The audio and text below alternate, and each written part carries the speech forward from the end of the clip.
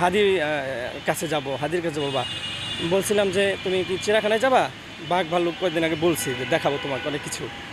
ও বলছে কি বাবা না, হাদির কাছে যাব। হাদিবার বিচার তো অবশ্যই চাই। হাদিবার যে সে ইনসাফ ভিত্তিক একটা রাষ্ট্র কায়েম করতে চাচ্ছিলেন, তারপর হচ্ছে আপনার তাকে যে কারণে আমরা যেটা বুঝি তাকে মারা হয়েছে, ইন্ডিয়ান আগ্রাসন বিরোধী কথা বলা হয়েছিল এই কারণে। আর এখানে আজকে আসার সবচেয়ে বড় রিজন হচ্ছে আমার ছেলের হচ্ছে কালকে বার্থডে ছিল। বলছি তোমাকে বার্থডে ঘোরাবো, তুমি কোথায় যাবা? মানে কালকে থেকে মানে কয়েকদিন যাবত থেকে ওই হাদির ইসলামিক বা ওই গানগুলো দেখতেছিল, বারবার দেখতেছিল আর বলতেছে হাদির কাছে যাব, হাদির কাছে বলবা। বলছিলাম যে তুমি কি চিড়িয়াখানায় যাবা? বাঘ ভাল্লুক কয়েকদিন আগে বলছি যে দেখাবো তোমাকে অনেক কিছু। ও বলছে কি বাবা না, হাদির কাছে যাব।